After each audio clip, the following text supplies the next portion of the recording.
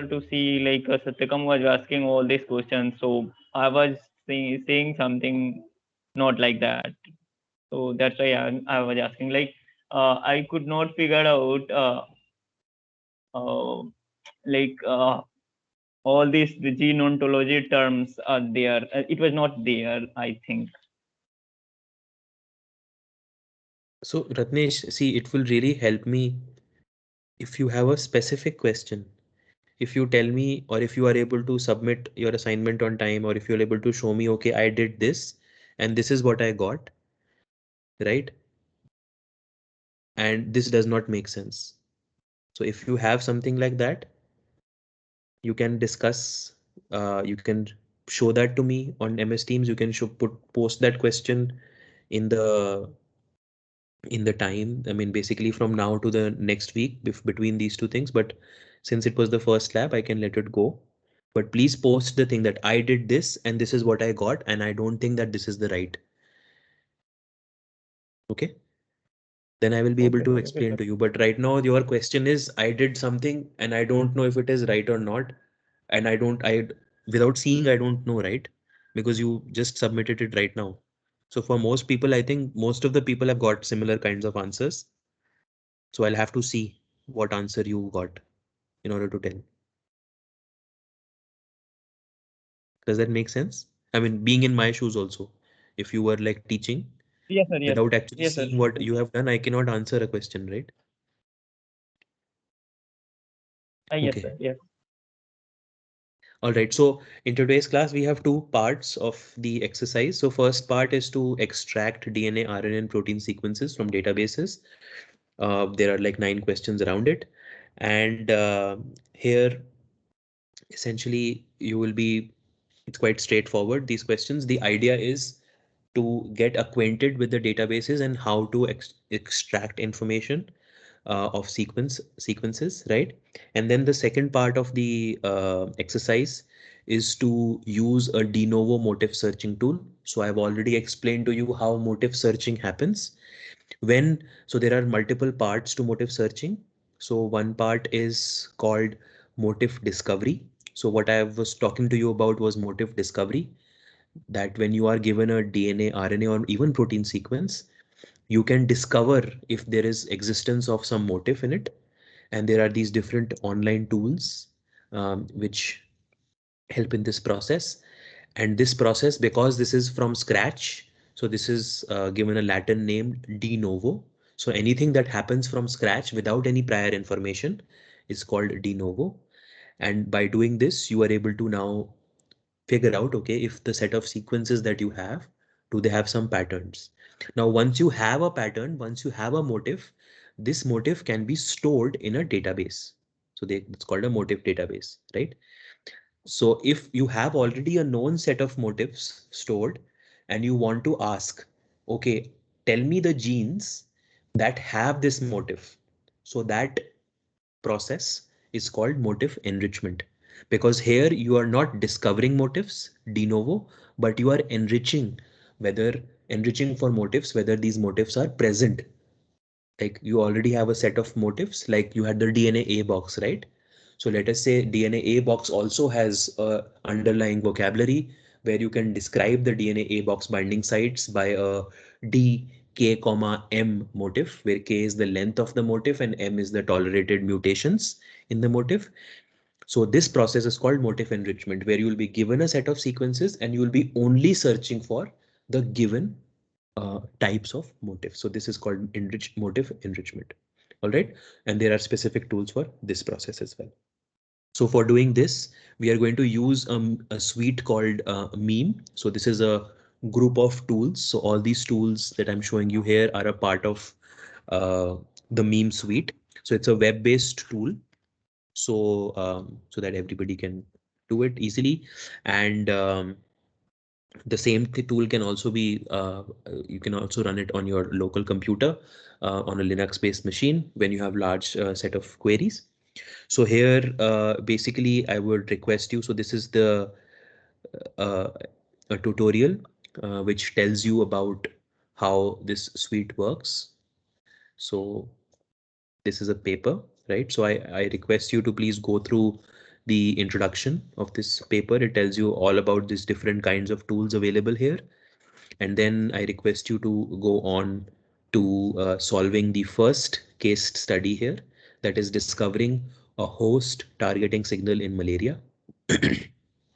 And here you will be doing motif enrichment on protein sequences. So in the class, I talked to you about motif enrichment in DNA sequence space. Exactly the same thing can also work in the protein sequence space. All right. There is something called case1.zip. I think this has already been uploaded for you in the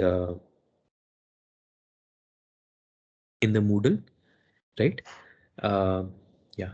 You would also be requiring information about IUPAC nomenclature of nucleotides, which is given here.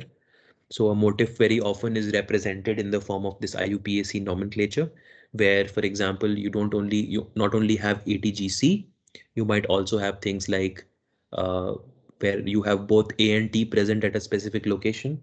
Uh, there could be another letter that represents that.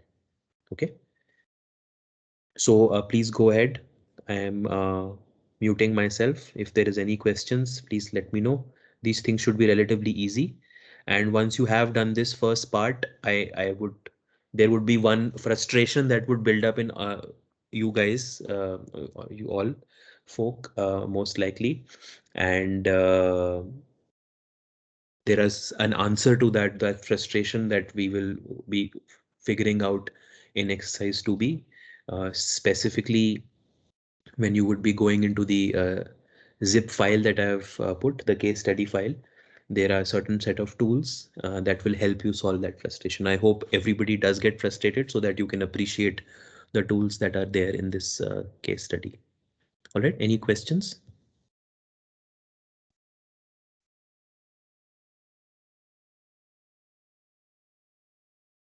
Okay, if there are no questions, please go ahead, please start and type your question and unmute yourself and also ask the question. I am just stepping out for 5 minutes. I'll be back. All right. So, yeah.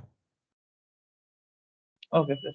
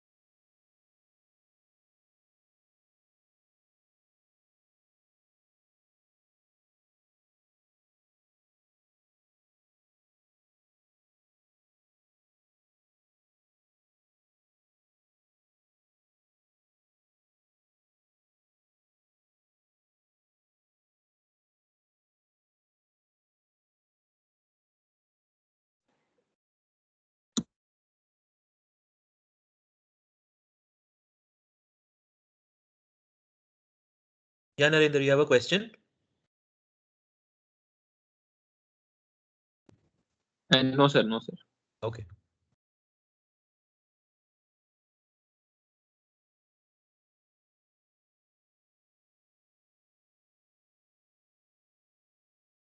So, in the third question, like when we ask from which species has this gene been sequenced? So, like, are we asking for homologs there? Yes. Basically, we have to see the homologs of their gene and see like the मतलब Yeah. कि Yeah, कुछ common exactly. है ना उनमें. Hmm. Yeah, the same gene in how many other species the same gene has been identified and sequenced from. Also, this OMIM and NCBI datasets are these different or like none is exhaustive, right?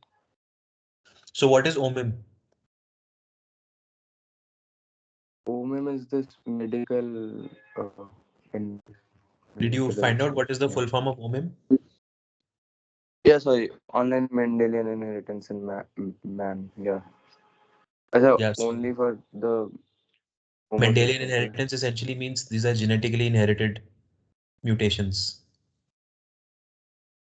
And this is a Okay. compendium of genetically inherited mutations that might be associated with some functional significance, either a gene which causes disease or has some function. Okay. So BRCA1, if you would search for in OMIM, you were specifically going to find those mutations, or it's going to give information about BRCA1 in the context of genetically inherited disease. So it's a subset, Mm. specific information. Okay.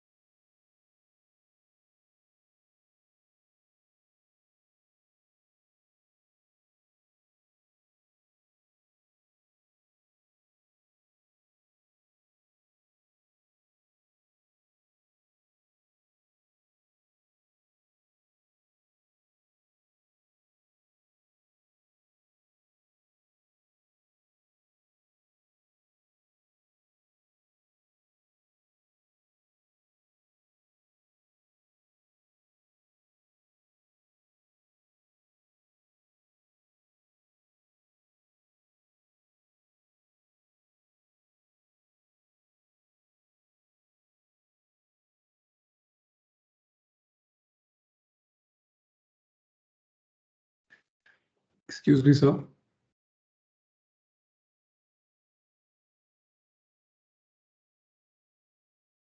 Yeah. So for the third question, what exactly are we supposed to give here? Like, I'm a bit confused. Homologs of the gene. Okay. So, So when you'll be so searching for a few examples BRCA1, would do, right? yeah. Okay. Thank you. The idea again is that if I'm asking you, find the sequence of X gene from Y species, you are able to do that. Right. Okay. Fine.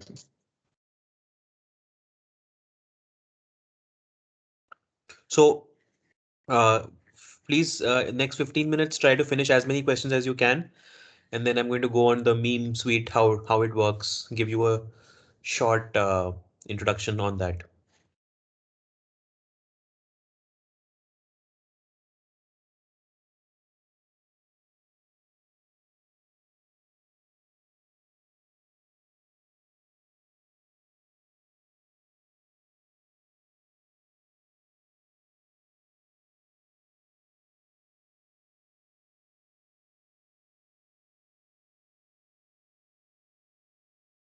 Sir, I am sorry, but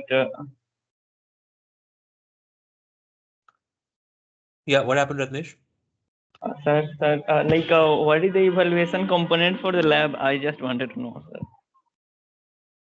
So you have to submit the lab, and the questions that I'm asking you here, the questions will be based on these kinds of questions in the quizzes and in the evaluation components. What Okay, happened? sir. You're not Thank you. finding the labs interesting to your liking? No, sir. I'm liking. I just wanted to know. Thank you, sir.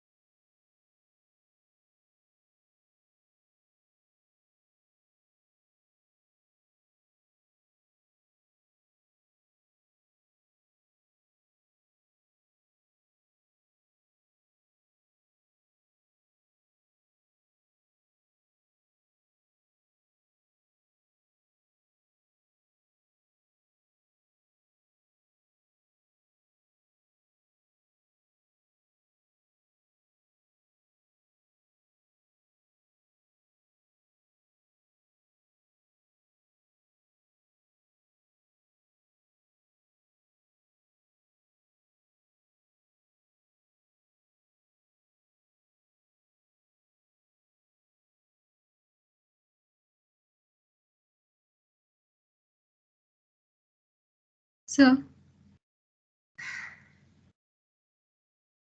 excuse me, sir. Yeah, Ashi. Sir, a doubt in with regards to the second question. So when we go via the approach where we look for the gene in PubMed, we get a lot of papers, but uh, like when we search for it in OMIM, we just get a list of the genes. So won't it be very like it would be a time consuming task to look for all the papers and then find the genes? So how can we go about the same with PubMed? So basically the idea is that, so this is what I wanted to show, that there are specific databases for specific kinds of questions that you have to ask.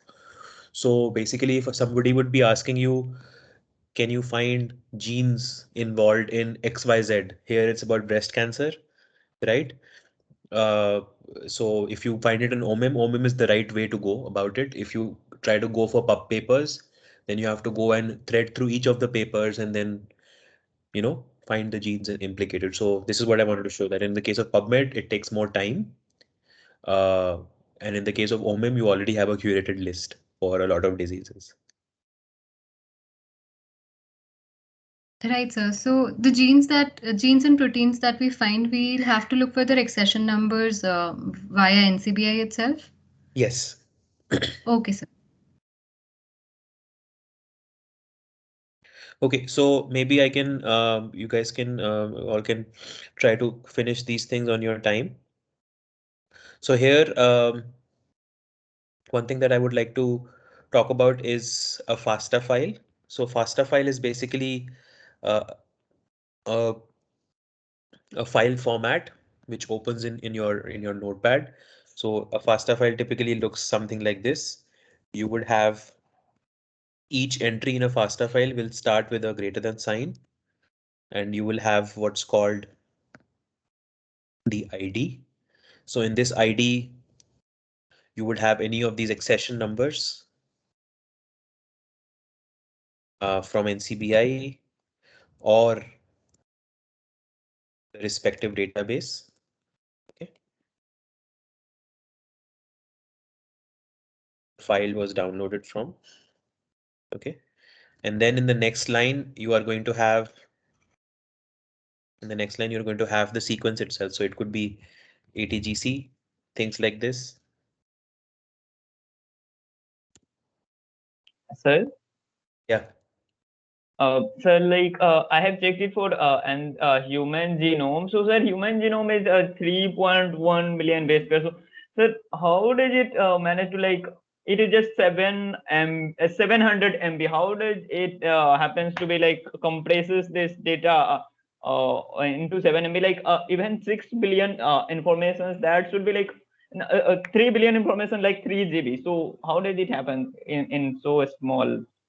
So each letter in a text file, do you know how much space it takes? Oh, I think 1 byte. Sir, 8 Right? bits, yes. One 8 bit. byte. So 700 MB is how many bytes?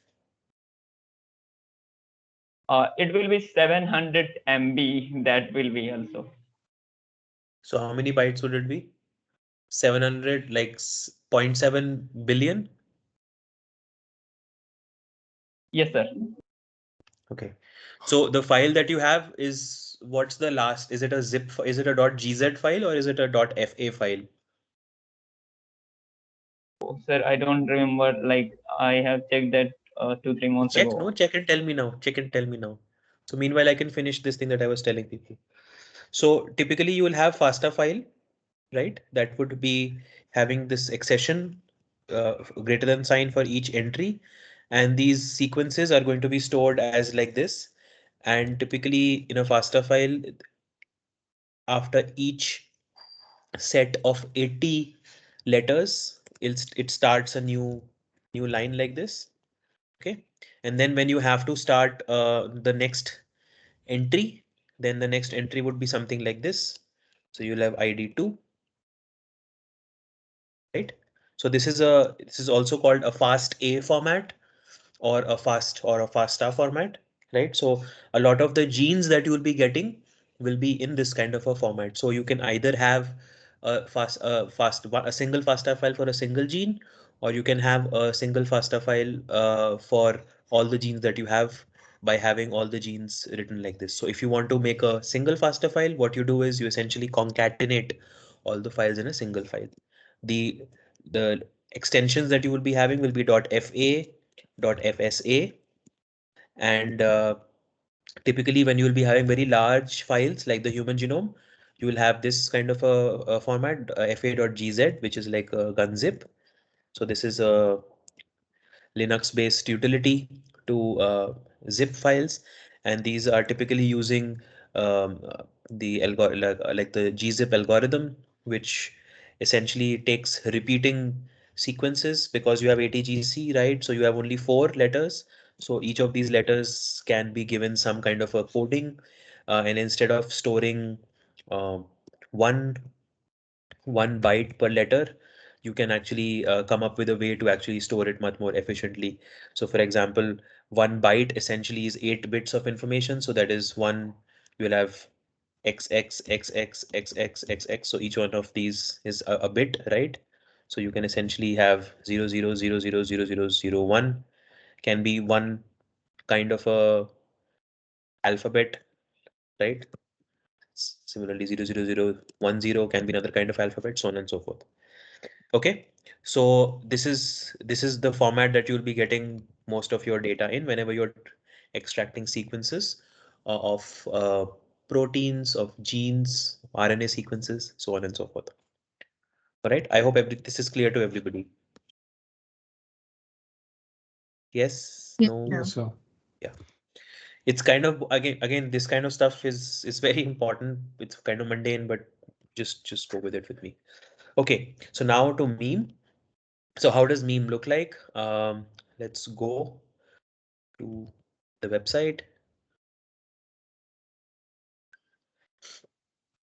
So this is how the suite looks like. It tells you that it's a suite of motif databases. And each of these databases it also gives, because it's a compilation of all the other databases as well, which it's talking to. So it tells you information about what other databases are part of it. And you can see that it's regularly getting updated. So the last update actually happened yesterday. So January 18th was the last update. Before that, August 25th, right? So they keep on like changing, changing the updating this suite. If there's some bugs, so on and so forth, they try to fix it. So again, there are different things associated with it. So you have something called motif discovery. So this is de novo discovery of motifs in sets of sequences. So as I was showing you in the previous lectures, that you are trying to search for a motif in a set of DNA strings, the DNA. So that's what it means by set of sequences. So you, in order to understand what each one of these things are, you just do a mouse roll over. I encourage all of you to actually do that by yourself and see what all information you can get. So for example, when I go to meme, it discovers novel, ungapped motifs, recurring fixed length patterns in your sequence. Meme splits variable length patterns into 2 or more separate motifs. I hope you understand this. So if you are essentially having motifs that are themselves in different lengths of different lengths, so it would split it into 2 or more motifs of fixed lengths. So we are always looking for fixed lengths motifs, but the motif itself can be of variable length, you can imagine, right? So then you have things like CEE, CEA, which works with known and user provided motifs that are relatively enriched in your sequence compared to a set of shuffled sequences. So whenever you are trying to look for enrichment of known motifs, you would have your target set of sequences, and as a control, or as a, to see the background, like what is the probability, general probability of seeing your motifs to be present in any random sequence, what they do is they uh, shuffle your input sequences just to ensure that the motifs that you are getting is not because of frequency of letters. To give you an example, if you were to have sequences with lots of A's and T's, right? You have a AT rich genome. So let's say you have a 80-rich genome and you have 5 DNA strings. 5 DNA strings are AAA, TTT. Okay, maybe I can just show the example here. So let us say you have your sequence 1 is AAA, right? Sequence 2 is sequence 3 is right. So it's mostly 80 rich sequence, and in 80 rich also the percentage of A's is very high.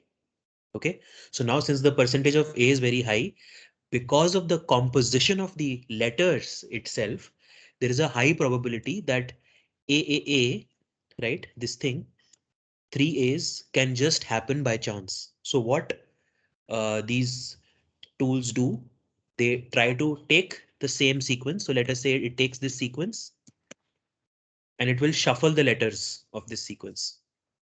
Okay. So let us say it takes this A and it puts it here. Right. It's this. So it's basically a shuffled version of the same sequence. So let me give you an example. Let us say I have things like Ratnesh. I have Vishantam, and I have Ashi, right? And we are looking for sequences, right? No, sir, Motifs in it's these. Vishant and Vishantam, it's sorry. Vishant and yeah. So Ratnesh, right? So now as a control, what the software will do, it will create lots of versions of these 3 names. And instead of having these names in this order, you're going to just shuffle. So you're going to have something like this as one set, right? So it is going to keep on making multiple sets like this, and this is going to be your background set. And in this, you are going to now see if there are some repeated letters. Now you can appreciate that there are, if you are, as I was showing you earlier with the AATT example, right? Just because there's lots of A's, there is a high probability of finding a motif which is having lots of A's. So the fact that you have enrichment of the motifs is because of the composition of the sequence itself and nothing to do with some specific presence of those motifs. Does that make sense to everybody? How does Yeah. why is shuffling done and why do you actually have? So only Ashi said yes. Can I see a show of hands? Because this is very important. So, but like, so if even if you shuffle, say one letter, that would like change the entire sequence, right? It So, would, but when we are talking about very long sequences and we are talking about some sequence biases, then you would see that the motifs themselves, you would want to see that is it happening just by chance. If I were to have the same sequence, same set of letters, and I jumbled them and I'm still getting a high probability of finding a motif, then that motif is not actually uniquely present. It's not, evolution is not sort of making sure that that motif stays there across the species. right, so, right, so. Yeah. Okay. So going back to the meme suite. So just like that. So this is FIFO scans set of sequences for individual matches to each of the motifs that you provide. Then the meme itself has like different versions. So meme takes 50 sequences, DNA strings. If you want to look at many more, you use stream, extreme, and right meme chip. So meme chip works with uh, DNA sequences that are coming out of a chip sequencing experiment, as I talked about in the class, right? And then there are other variations of this. For example, GLAM, which works with gapped motifs. Um, right? So there are a lot of different kinds of things. So here, let us go to the motif discovery part and let's go to meme. So there are lots of tools here. I only want you to focus on meme for this class. And if you're interested, you can please go ahead and look at other tools as well and ask me questions if you have. So this is how it looks like. You would have, this is what's called your graphical user interface or a GUI. Um, and it asks you for different modes of running the experiment. So it performs motif discovery for DNA, RNA, protein, or custom alphabet datasets as well. So you can either be working in a classic mode, a discriminative mode, or a differential enrichment mode. So what these modes are specifically, you can go to the meme paper and read about them if you're interested. Then what you can do is you can select set of sequence alphabets so that meme knows what kind of letters it's supposed to be expecting, because as you know, a lot of these tools are going from are scanning like kmers from AAAs to TTTs, if you remember, right? So it needs to know what kind of alphabet space it's working for, or you can even have a custom alphabet space, right? Then you input sequences. Either you have a FASTA file, so enter sequences, you can press this question mark, and it says that there may be at most 500,000 primary sequences in the FASTA format. There is a limit for 80 MB for the entire contents of the input file, right? And you can basically see a classical DNA sequence by clicking here. This is how a classical DNA input sequence looks like. So you have your IDs here, and you can have the sequences, right? So I hope that all of you can input, like use this sequence to input, and you see that the file name is .fna.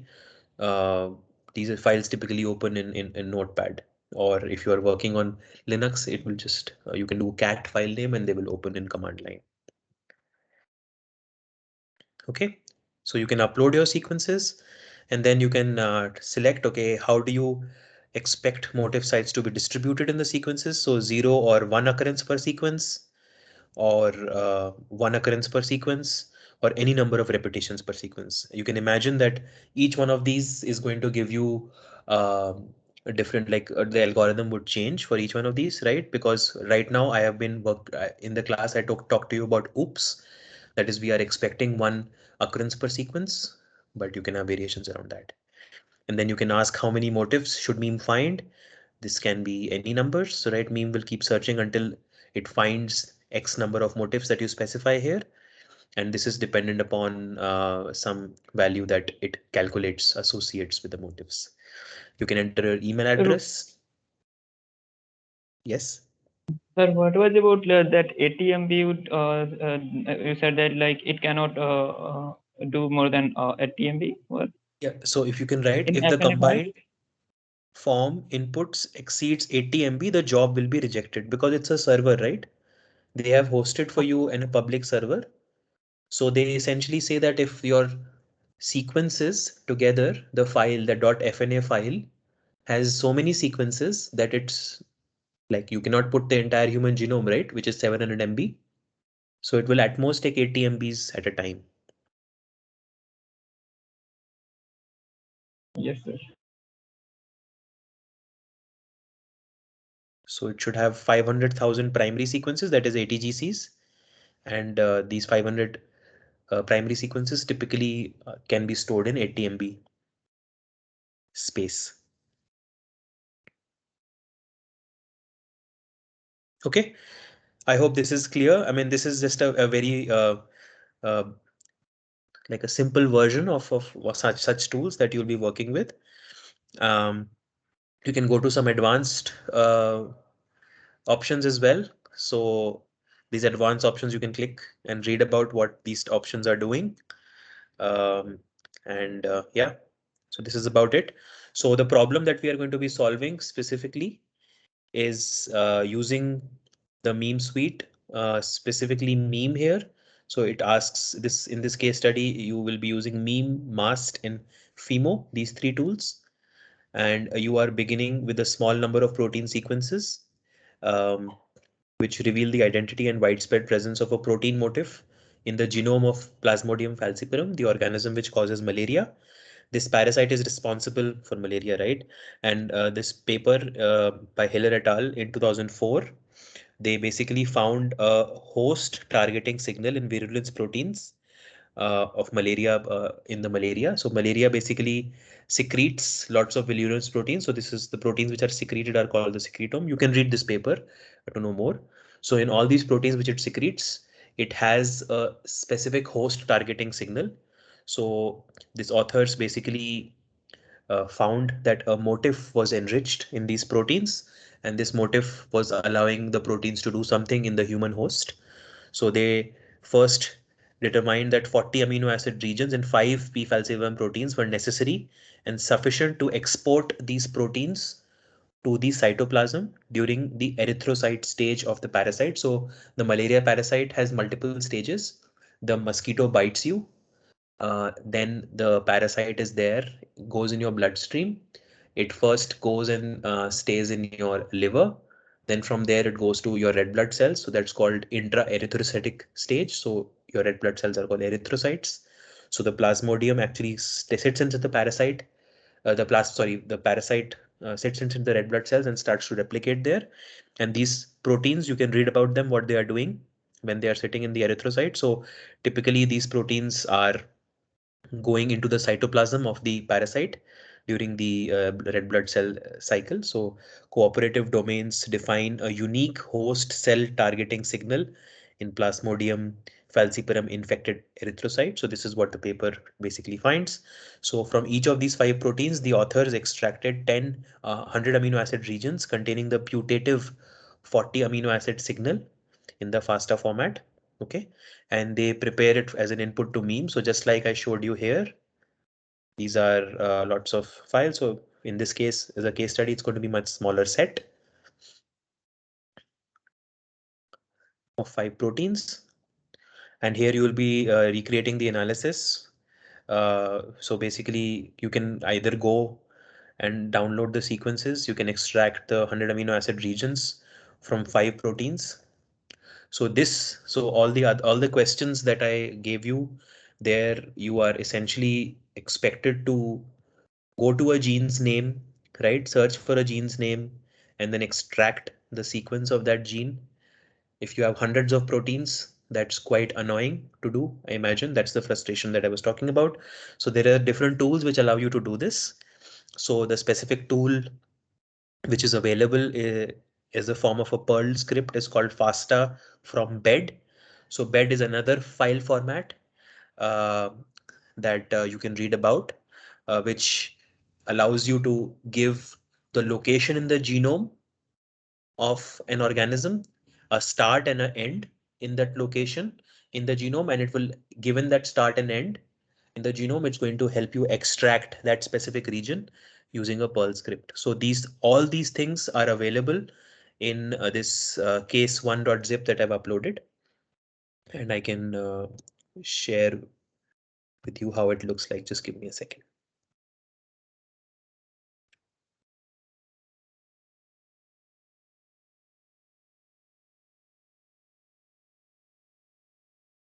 So I hope everybody can see this, the case one. Yes, no? Yes, sir. Yeah. Yes, Yes, sir. So you can go to case one, and specifically, this is what is supposed to be the input, the first input. So there are these 5 sequences, okay, which have been extracted. So you can also understand how the extraction is happening. So this is the name of the protein, okay. Then this tells you that this is a peptide from this protein, and specifically the location which is extracted is 54 to 154. Okay, similarly for this and this, so on and so forth. Okay, so this goes as the first input. This is the second input, many more FASTA files for many more genes, as you can see. So it's much bigger file. So you're extending the same thing in a Can't, much larger data set. so we Oh, you can't can't see see the it? files. Yeah. Okay, just give me. So only the window is shared.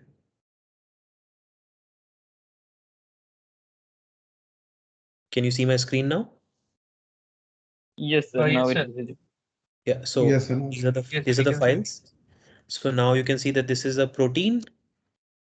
Then this is a peptide in this protein. And from position 54 to position 154, you've extracted this sequence, right? So you can obviously do this manually by going to the specific protein entry using PubMed, right? And then going to the protein and then specifically counting 54. And then from 54 to 154, you can do this, right? But you can obviously imagine this is not the fastest way of doing this. So therefore, people come up with a format called bed. Most of these formats can be opened in Notepad because they're just text files. And here, see what it says. It says you basically, for this particular protein, from position 54 to position 154, you are supposed to extract the data. And how does it work? So this data would essentially be working. There is something called FASTA fetch here, this tool.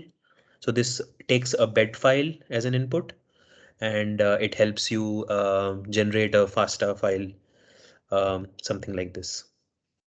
Okay, this is for a slightly more, I mean, I don't want this to become a Linux teaching class, but this is a command line tool.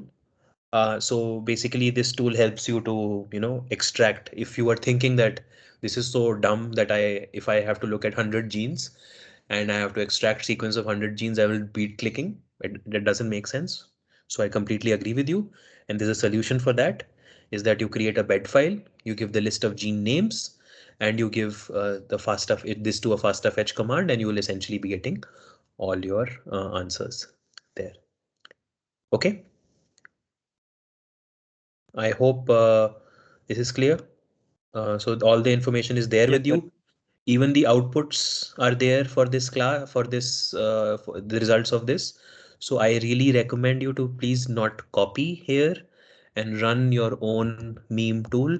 So just to ensure that you have run the meme tool, whenever you will be submitting, whatever you will be submitting. So let us say I download this file that I have, I can just save it, my downloads, and I'm just running the standard file that was given.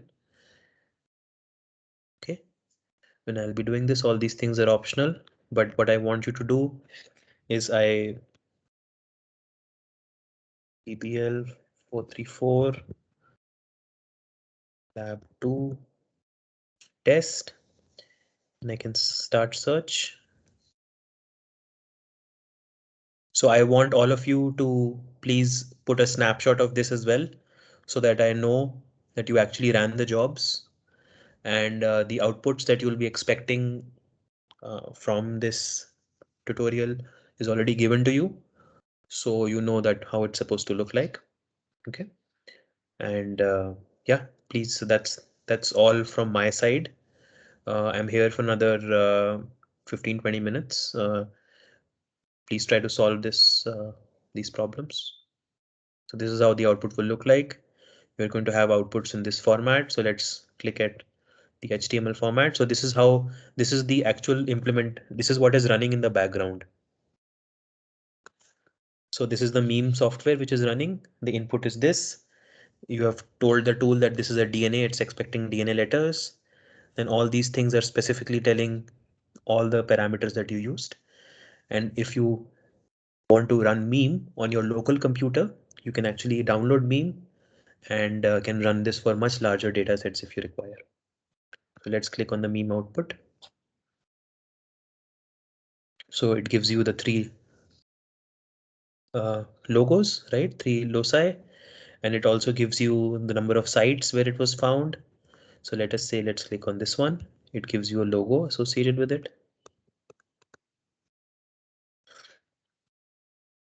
So let's talk about this one. So this is the information, gives you about the logo, what information is there. Then there is something called the e-value. It tells you the expectation value. How often can you expect this logo given your sequence based on that, the shuffling of letters in your input DNA sequences, the number of sites which is contributing to construction of this motif, the width of this motif, more, and you can even download this data. Okay, this is how this motif is uh, distributed. So this is the original motif here, and in the bottom you can actually see the sequence, the real sequence that was found, the actual entry of the motif. Okay, this case you had two motifs found, this one and the other one in green. Each color is given to different motifs. So the first motif is given the red color, this motif is given the blue color, the green color is given to the other motif.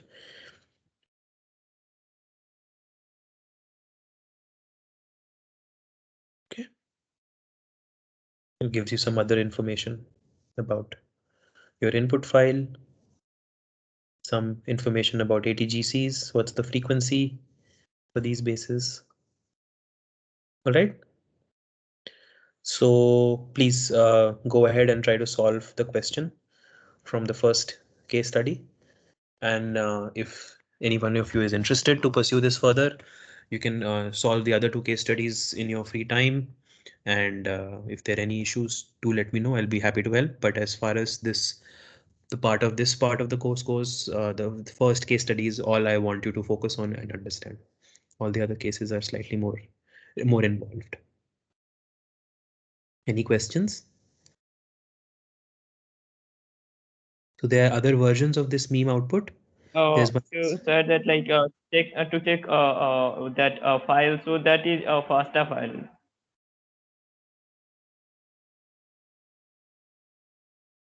I don't understand your question, Ratnesh. Can you repeat the question that you're asking me? Yeah, sir, it is a .fna files. Like you told me to that to check that what was the file extension, which is 700 MB. Yes. So that Yeah, it's a FASTA file, right? So typically you can see that 500,000 letters can be stored in